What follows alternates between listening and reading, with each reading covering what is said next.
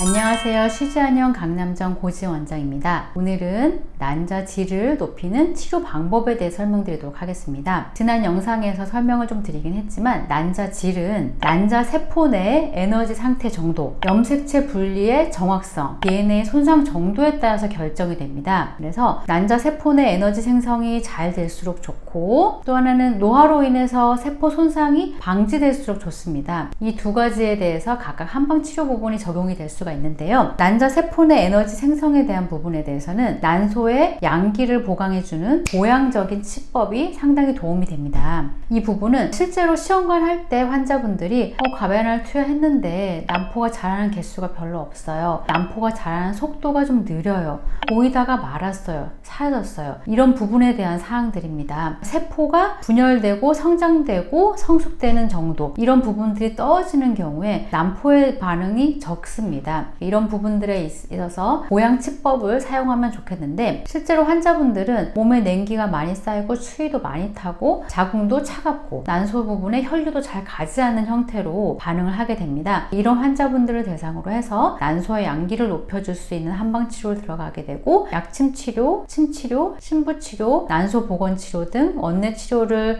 일주일에 한 번에서 두 번, 조금 더 집중할 경우에는 3번 이상도 오게 될 수 있고, 또 필요한 경우에는 과배란 유도제와 충돌되지 않는 약제 내에서 한약 처방을 병행하게 됩니다. 두 번째로는 노화로 인한 세포의 손상을 방지하는 부분에 관련해서는 정밀한 영양분을 잘 공급이 돼야지 이런 세포 손상이나 노화에 대해서 예방도 할 수 있고 다시 세포 재생을 할 수가 있습니다. 이 부분에 대해서는 한방적인 치법은 보험치법을 많이 활용하게 되는데요. 정밀로운 영양분을 갖고 있는 혈액 그리고 진액 부분에 대해서 보강해 줄 수 있는 부분이 유의하게 작용하게 됩니다. 이 부분은 환자분들이 실제로 나타나는 반응은 난자질이 떨어지면서 채취는 여러 개 했는데 수정률이 별로 안 좋아요. 채취한 것 중에서 기형적인 난자 상태나 쓸 수 없는 난자들이 있어서 정작 수정으로 들어간 난자는 몇 개 안 돼요. 수정은 됐는데 그 다음 분열 단계에서 분열이 잘 안 되더니 멈춰버렸어요. 이렇게 배아 등급에 문제가 생기거나 배아 분열에 대해서 문제가 생기는 경우에 적용을 해볼 수가 있습니다. 실제 환자분들의 증상은 위로 열이 좀 자꾸 오르면서 상열감이 있거나, 혹은 손발은 막 차고 배도 차가운데 얼굴만 좀 홍조가 많이 나타난다든지, 이렇게 상열 하한의 상태로 나타나는 경우들이 있습니다. 보험치법을 사용해서 내 몸에서 만들어낼 수 있는 정밀로운 영양분을 내 기능을 해야 하는 자궁과 난소까지 잘 수송될 수 있도록 하는 부분에 대한 한방치료가 유의하게 작용하게 되며, 이와 관련된 약침치료와 침치료 그리고 신부치료, 난소보건 치료 등을 적절하게 구성을 해서 들어가게 되고, 이 부분도